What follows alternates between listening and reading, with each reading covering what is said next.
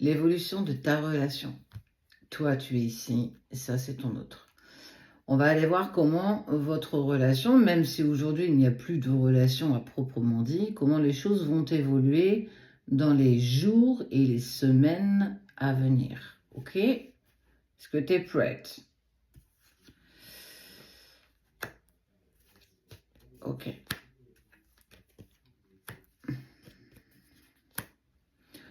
On voit que la personne, l'autre, est en fait toujours un petit peu en train de t'épier. Alors, pas t'épier dans le mauvais sens, elle demande de tes nouvelles.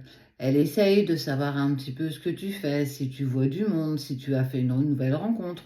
En tout cas, elle se pose beaucoup de questions te concernant, savoir comment tu vas aussi, tout simplement. Elle pense en fait, clairement, si elle fait ces choses-là, c'est qu'elle pense encore à toi. Il y a encore quelque chose qui l'amène à penser à ces choses-là. La signature. Alors, ça peut être la signature, l'acceptation du contrat karmique que tu as avec. C'est prendre aussi peut-être conscience des sentiments qu'il a encore pour toi. Toi, on voit que de ton côté, tu évolues. Tu évolues, tu progresses dans tes relations, tu progresses sans doute aussi peut-être dans le côté professionnel.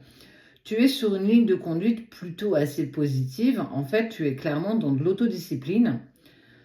Tu avances enfin pour toi, indépendamment justement de ton autre. Période du printemps. Été, pardon. Période d'été, 6 mois. Ouais, ça fait un petit moment quand même que vous êtes... Alors, soit vous n'êtes pas en contact, soit ça fait un moment que la relation s'est terminée. En tout cas, ça commence à se compter presque en mois, clairement. Toi, lui, il te guette. On sent qu'il stagne, il est dans une position pas très confortable. C'est pas très cool. On sent que pour lui, il ressasse beaucoup ce qui s'est passé. Il a du mal à avancer. Toi, étonnamment, contrairement à l'autre, tu évolues, tu avances, tu es dans l'autodiscipline. On voit, tu vois, ça c'est la fin. Certains diraient la mort. C'est la fin de quelque chose pour démarrer autre chose. Ce qui vient à toi, on parle clairement d'abondance. Tout ce que tu as mis quelque part en place par ton autodiscipline, en étant focus sur toi et rien que pour toi, est clairement récompensé. Tu vas vers l'abondance. On voit bien que l'autre est plus en difficulté concernant ça. Il essaye pourtant de cheminer, mais ça ne prend pas. On voit bien qu'il reste bloqué, focus un petit peu par rapport à toi. Il ne comprend pas comment tu arrives, toi, à évoluer et que lui ou elle, reste bloqué encore à ressasser, à essayer de savoir comment ça va, mais en fait, il s'oublie.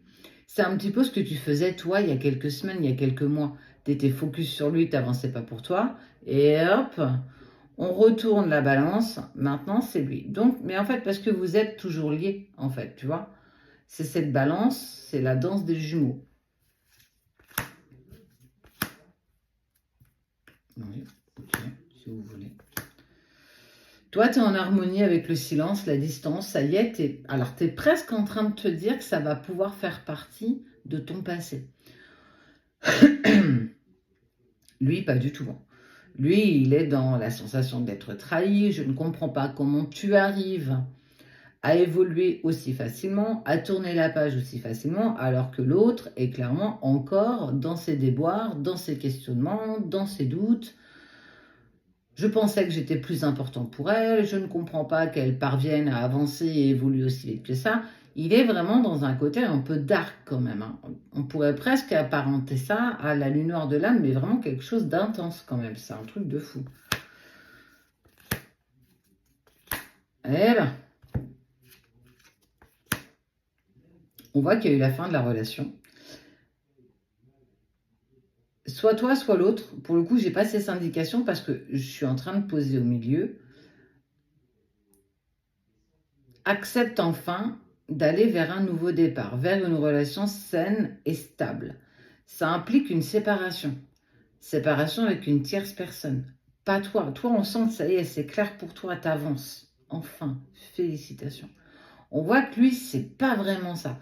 Soit effectivement, tu es en train de mettre en place une séparation, un déménagement, accompagner les enfants, etc., et que pour le coup, tu évolues clairement dans la bonne direction, ou bien enfin, c'est l'autre qui est tout le temps focus sur toi, qui se dit, bah écoute, à un moment donné, il faut que je bouge aussi, sinon, clairement, il flippe que tu ne puisses plus être accessible, parce qu'il a tellement traîné, parce qu'il a tellement rosiné, parce qu'il s'est trouvé des excuses bidons, que toi, tu as avancé, tu as lâché le truc, tu as lâché le lien, tu t'es dit, hey, stop, si tu veux plus avancer, bah, fais comme tu veux, mais moi, je reste pas dans ce statu quo, clairement.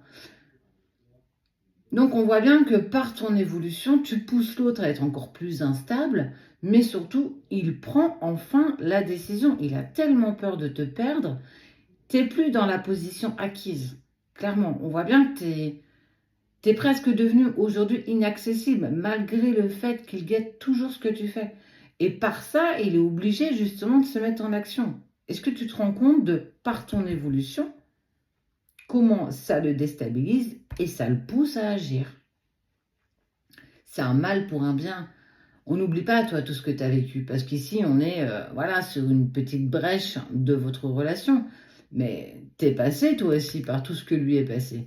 T'es passé par ce manque de confiance, par je ne me sens pas légitime de... Et parce que justement, il ne bougeait pas, parce que pour lui, tu étais acquise, il claquait des doigts, tu étais là.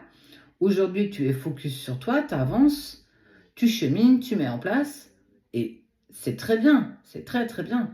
Et lui, on voit bah, qu'en fait, il n'a pas eu le temps, il n'a pas pris, enfin, il n'a pas eu le temps. Ouais. Il n'a pas eu trouvé des excuses non plus, il n'a pas osé prendre de décision. Et clairement, il avance, il se libère, parce qu'il a véritablement peur de te perdre.